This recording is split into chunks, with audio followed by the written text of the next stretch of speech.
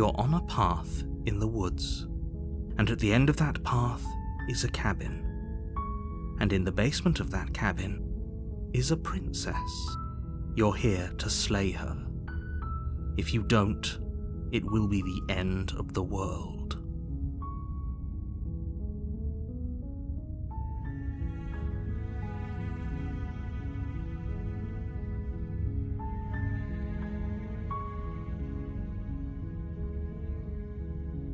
I'm talking about the end of everything as we know it.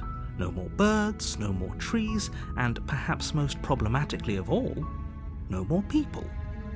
You have to put an end to her. Don't linger on the specifics. You have a job to do here. Just get in there and do what needs to be done. We're all counting on you. Look, you're already on the path that leads to the cabin. Why would you be here if it weren't to complete a very important task? You've made it this far, you might as well reach the end of your journey.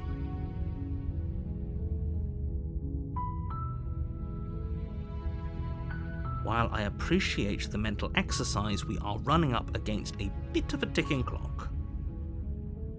Nevertheless, let me assure you, the princess is locked up because she's dangerous.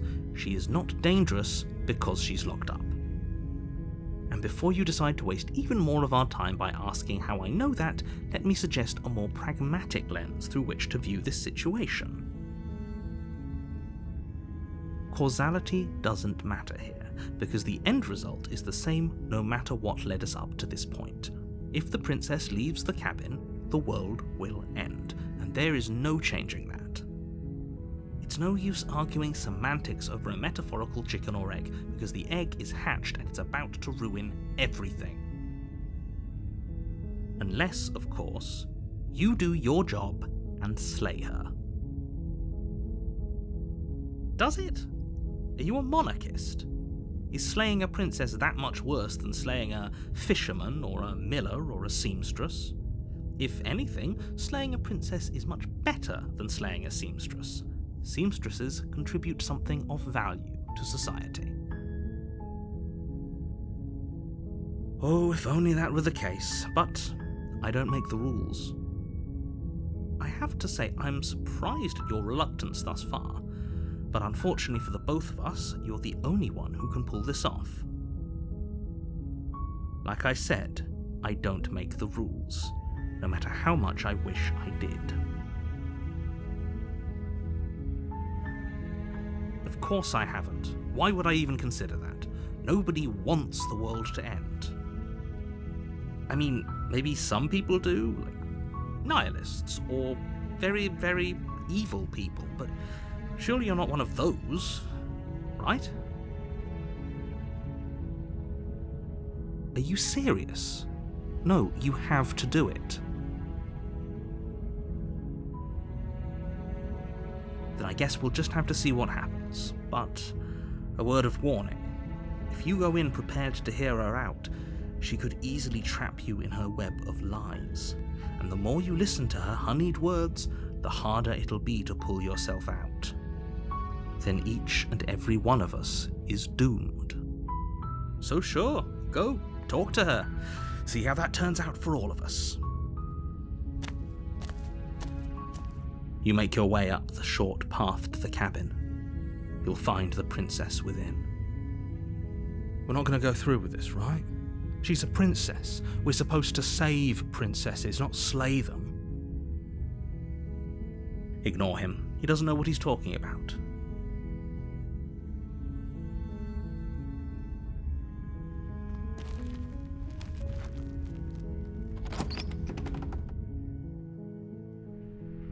The interior of the cabin is almost entirely bare. The air is stale and musty, and the floor and walls are painted in a fine layer of dust. The only furniture of note is a plain wooden table. Perched on that table is a pristine blade. The blade is your implement. You'll need it if you want to do this right.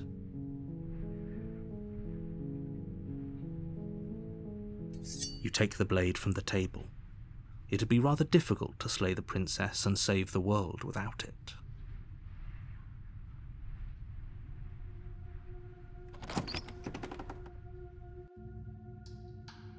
The door to the basement creaks open, revealing a staircase faintly illuminated by an unseen light in the room below. This is an oppressive place. The air feels heavy and damp, a hint of rot filtering from the ancient wood. If the princess really lives here, slaying her is probably doing her a favor. Her voice carries up the stairs. Who's there? She sounds dangerous. It's almost as if she's the one in charge down here. Don't let it fool you. It's all part of the manipulation.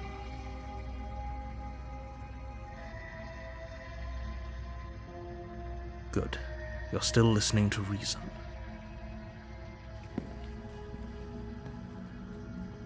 You walk down the stairs and lock eyes with the princess.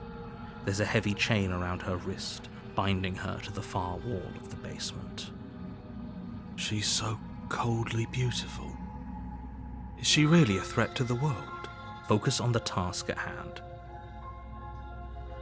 And there you are. Are you here to kill me or something?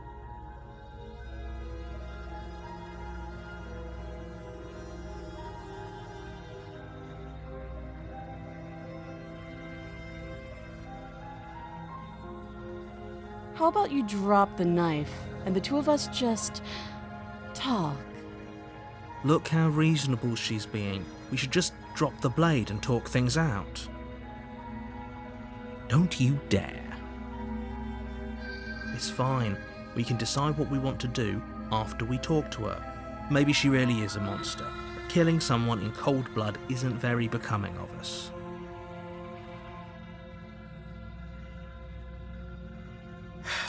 The blade tumbles out of your trembling hands and drops to the floor with an unceremonious clang.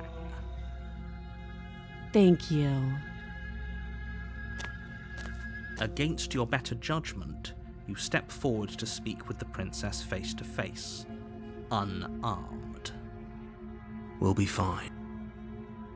I don't know what you're hoping to accomplish here, but I can assure you there's no reasoning with her.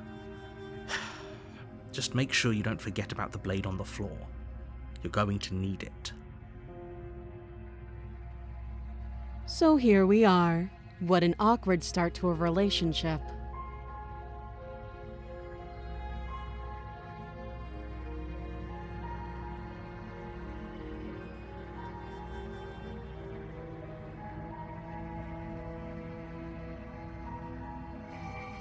She hesitates before answering.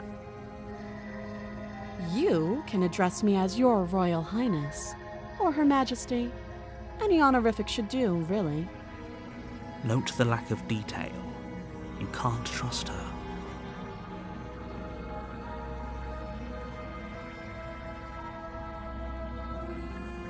Too long. Again, she offers no specifics. No matter how hard you try, you'll never get a straight answer out of her. Don't jump to any weird conclusions. We're two people who have met each other. By definition, we have a relationship.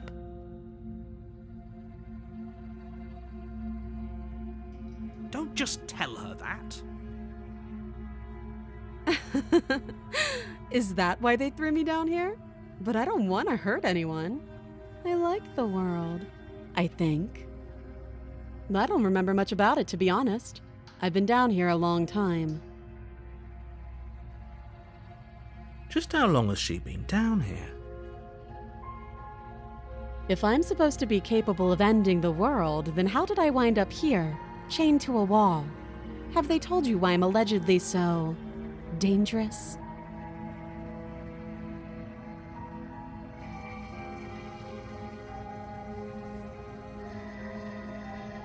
They haven't told you anything, have they? At the end of the day, whatever the two of us have going on down here is about trust. Whoever sent you to slay me claimed I was a threat to the world, but they didn't tell you why. That doesn't sound right to me. And I don't think it sounds right to you, either. Otherwise, we'd be killing each other instead of talking. She has a point. There's a reason I've been telling you to question the situation, and there's a reason you've listened. So, I could tell you that I'd lead a quiet life in the woods, or that I'd open an orphanage, or that I'd do any other number of good things that I'm sure you think you want to hear. But you don't really know me, do you? What can my word possibly be worth in a situation like this? She's right about one thing. Her word isn't worth anything. Like I said, it's all about trust. Blind trust. So do you trust me, the prisoner, the victim, the princess clearly incapable of ending the world? Or do you trust whoever put me here? She's wrong. This isn't about trust. This is about risk.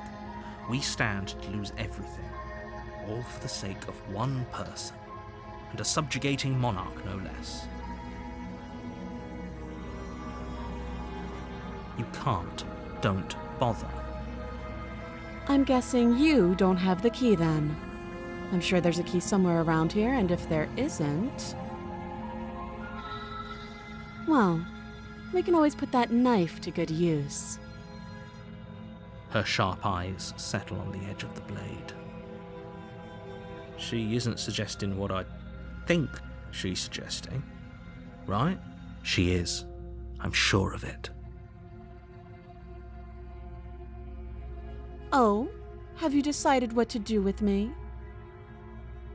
You know why you're here.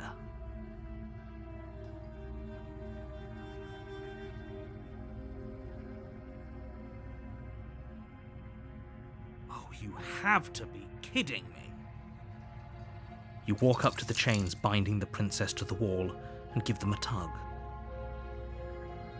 They're large and heavy, far too solid for you to even imagine trying to break them apart. If you don't have the key, maybe you should go looking for it. I'm sure it's somewhere upstairs. Doubtful. Whoever locked the princess away down here intended for her to never see the light of day. They wouldn't have just left the key to her chains somewhere in the cabin.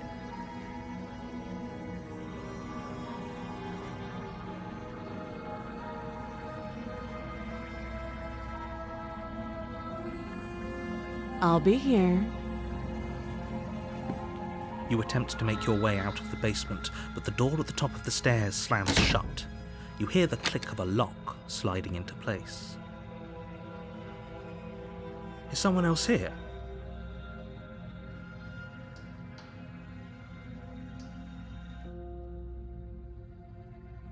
You try the door, but it's locked from the outside. You're here to slay the princess, and you won't leave until the task is done. Your shouts and pleas are met with silence. I'll repeat myself once again. You're here to slay the princess, and you won't leave until the task is done.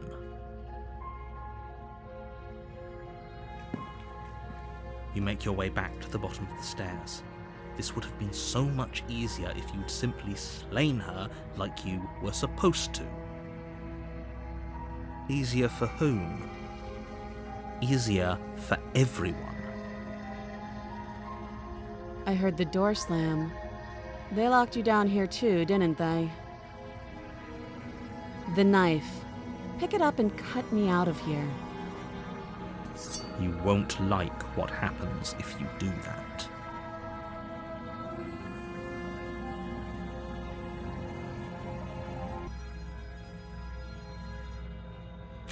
Against your better judgment, you place the blade against the princess's arm, just above the massive, unyielding chain.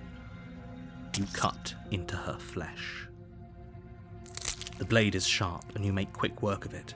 Before long, you're able to crack through bone, and she pulls the bleeding stub of her arm through the iron gauntlet. She didn't so much as utter a sound. Free from her bindings, the princess turns to face you, her fierce gaze meeting your eye. How is she so composed after losing an arm? It's like she isn't even bothered by it. Thank you. Now let's get out of here.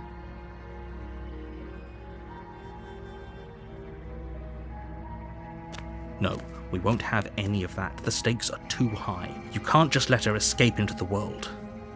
No, I just can't let her escape into the world.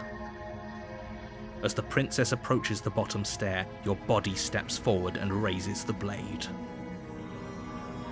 Wait, this isn't fair. You can't just do that. Watch me.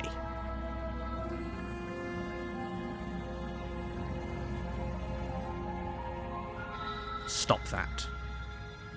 I thought this was a little too easy. Your body lunges forward to sink the blade into her back, but the princess swiftly moves out of the way before you can connect. Stop it! Stop resisting me! I am trying to get you out of here alive.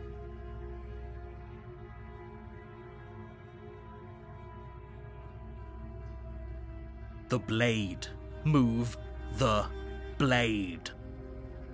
You're doing your best to help me, aren't you? I can see the conflict in your eyes. I'll make this quick. She steps forward and pries the blade from your rigid hands. Maybe I'll see you in another life.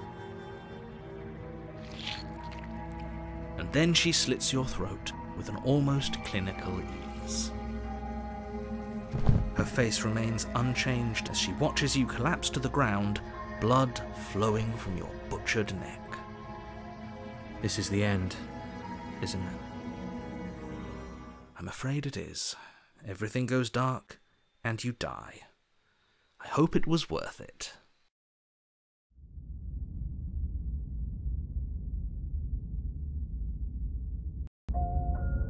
You're on a path in the woods, and at the end of that path is a cabin. And in the basement of that cabin is a princess. You're here to slay her. If you don't, it will be the end of the world.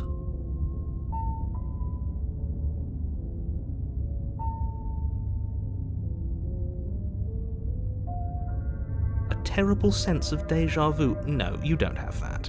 This is the first time either of us have been here. Don't forget what he did to us the last time around. I wouldn't trust a word out of his mouth. There's got to be a way out of here, for us and for the princess. We just have to keep trying.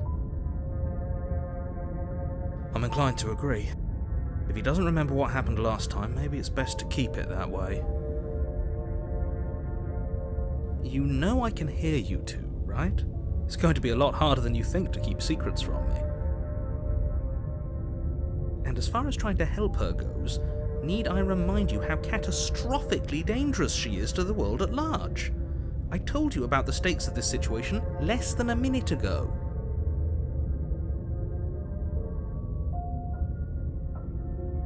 We could go back and forth on this forever, and it won't get you any closer to doing your job and saving the world. So let's just agree to disagree.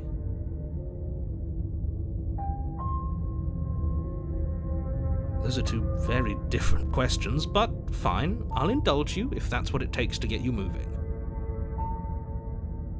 Let's say for a moment that this really is the second time you've met me, or at least a version of me. If you're back here, I'm assuming you died, which probably only happened because you didn't listen to me. The absolute irony. Well, that's one way to put it, I guess. You really don't remember what happened last time, do you? You practically forced the princess to kill us. That doesn't sound like the sort of thing I'd do, which is honestly all the more reason for you to not buy into whatever self-delusions the three of you are crafting.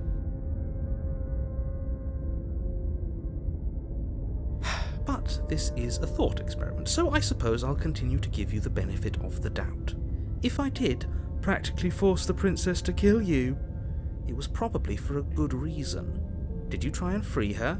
Did you say something really mean to me? Because if I really did what you said I did, you probably deserved it. I'm a professional, after all. Sure you are. Anyway, I believe your second question was, what's the point of doing anything? If you're asking that, it sounds to me like you're making the rather dangerous assumption that your actions last time around didn't have any consequences. What do you mean? Of course there weren't any consequences. You forced the princess to kill us and now everyone's right back where they started. That sounds pretty consequence-free to me. Yes, but in this purely hypothetical scenario, that begs the question of how you got back here.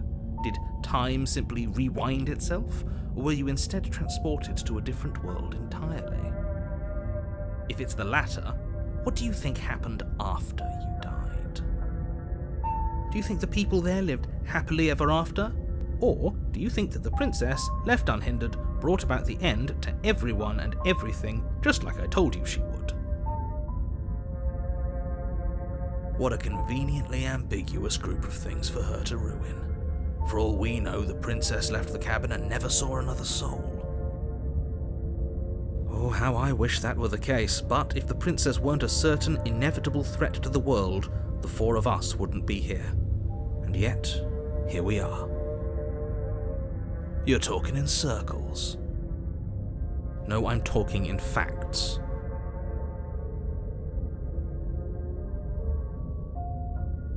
Just be quick about it.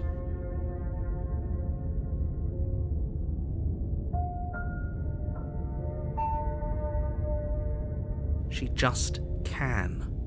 Believe me, I wish I could tell you more, but you'll just have to trust that what I'm saying is true, and that, despite it all, you're fully up to the task that's been given to you.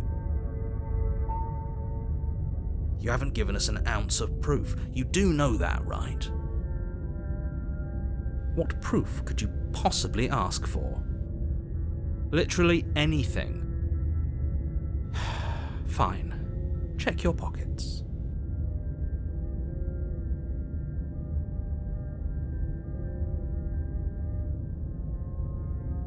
You put your hands in your pockets and pull out an envelope with the words, "The Evidence," written across the front. Within, you find a note in your handwriting. It reads, "The princess will end the world if you don't stop her. This is an immutable truth." That doesn't prove anything. How do we know you didn't just forge our handwriting? I wish I could tell you more, but there are some rules I have to follow for all our sakes. Please just trust that these rules are in place for a reason. I'm on your side. You mean you're on our side as long as we do what you tell us to? Exactly, because you not doing what I tell you to do means you're putting the world at risk. I think we've got everything out of him we're gonna get.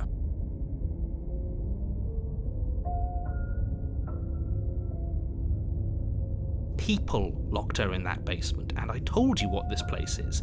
It's a path in the woods. Don't overcomplicate things.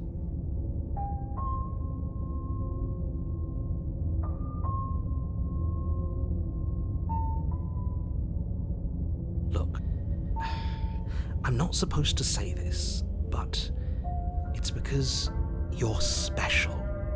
You're the only person capable of doing this. Call it a prophecy, if that helps, but it's just the way things are. Oh, I didn't know we were special. Of course you're special. Why else would you be here? Yes, right. We're here because we're special. Look, you're annoyed that you're here. I get it. I'm also annoyed that I'm here. But we're all in this together, and we're dealing with a bit of a ticking clock right now, so please just get to the cabin.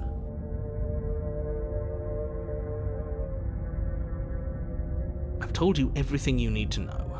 Going into more detail will just overcomplicate an otherwise very simple situation and make your job more difficult.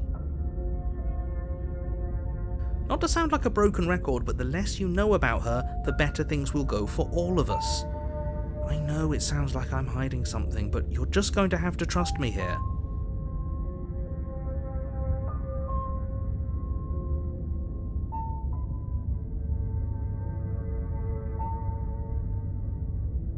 Great. Now, if you don't mind, the whole world is waiting with bated breath for you to save it from ruin.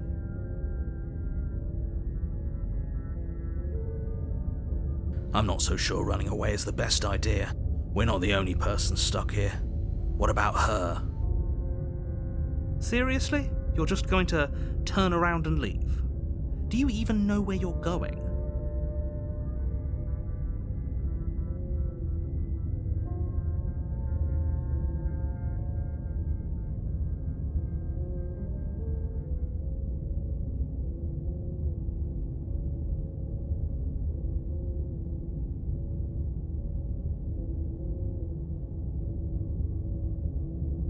Somehow I doubt that, but fine.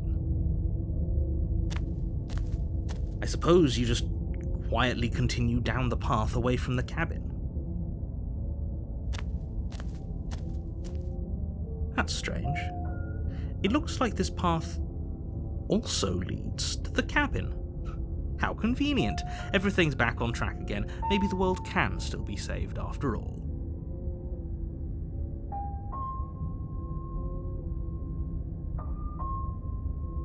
You're really keen on wasting everyone's time, aren't you? It's remarkably selfish, if you ask me. I've already outlined the stakes of the situation. If you don't do your job, everyone dies. Like, dies. Forever. Killing is such a gauche phrasing and completely ignores the bigger picture. Your task is to slay the princess, because she's terrible and she's really got it coming to her. But fine, you turn around and trek back down the path you came. Oh, would you look at that? You're at the cabin again. Now, I'm not normally one for superstition or astrology, but I have to say, it seems like the universe itself is doing its best to bring you to your fated confrontation with the princess. Is he the one pulling the strings here? Or is this the work of something else entirely?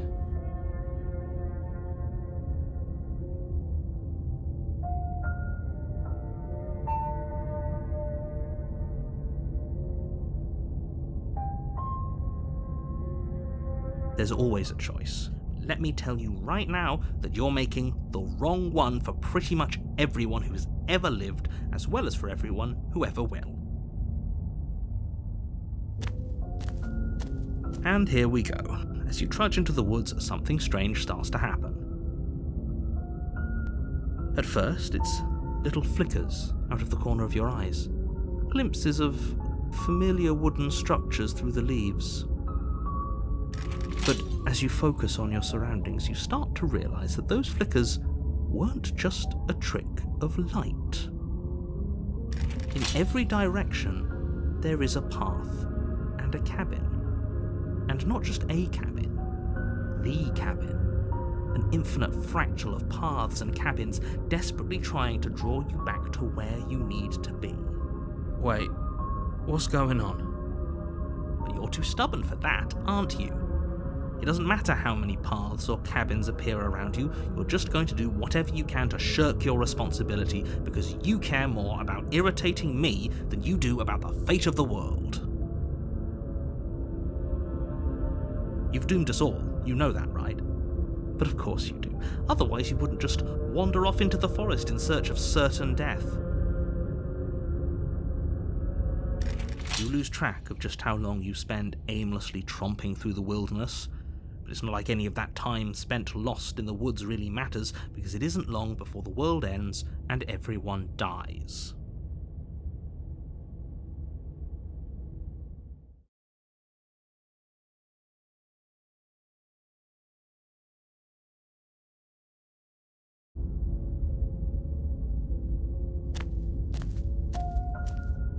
A warning before you go any further.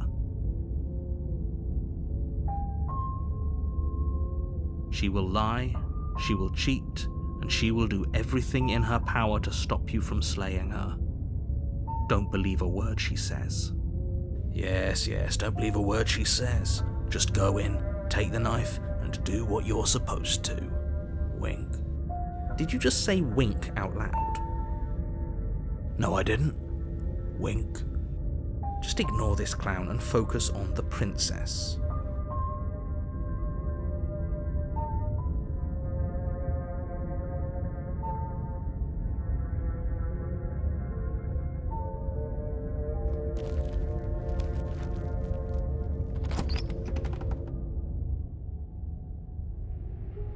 The interior of the cabin is less a cosy woodland retreat and more like a dungeon.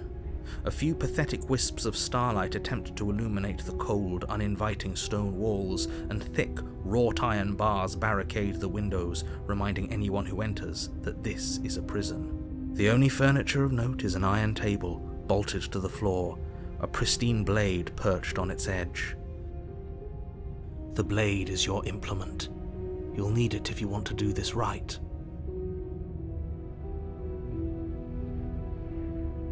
He definitely did not. Does a mirror not count as furniture of note to you? Because it should. There isn't a mirror. There's a table, the blade sitting on the table, and the door to the basement. There's nothing else in here. There's definitely a mirror. There isn't. I think you know what we have to do.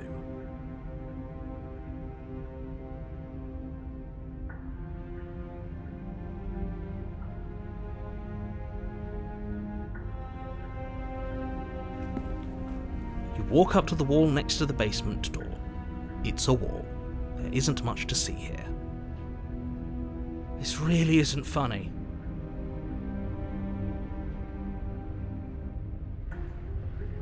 You reach forward and rub your hand against the cabin wall. I hope you know how ridiculous you look right now. But it was there a second ago. And now it's gone. If he doesn't want us to know about it, it must be important. We should keep our eyes peeled. Maybe it'll be back.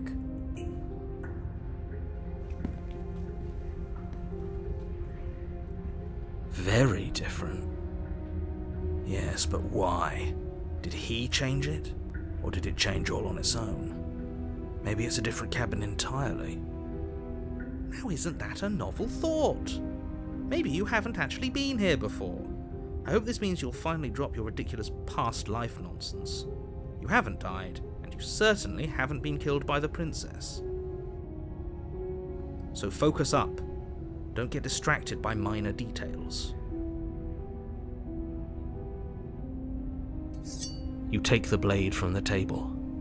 It will be difficult to slay the princess and save the world without a weapon. Good idea. Much better to be armed than to go in with blind hope alone.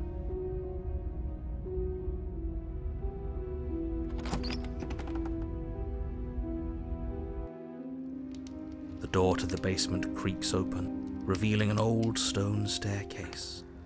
A few sputtering torches attempt to vaguely illuminate your path, dancing across glimmering patches of slimy moss on the stone steps. If the princess lives here, slaying her would probably be doing her a favour. Her voice, harsh but controlled, carries up the stairs.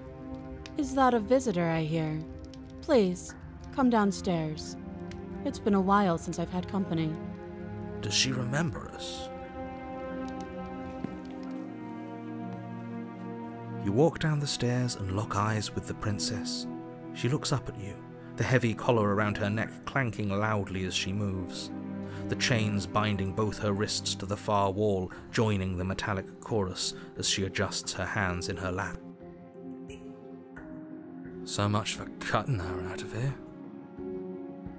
Do you hear yourself right now? Cutting her out of here never should have been on the table. Have you noticed the empty chain on the wall?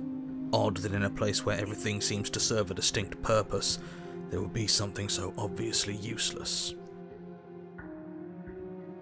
That was there last time too, wasn't it? It was. What an interesting development. Why don't you have a seat? The two of us should chat before you bury that thing in my heart.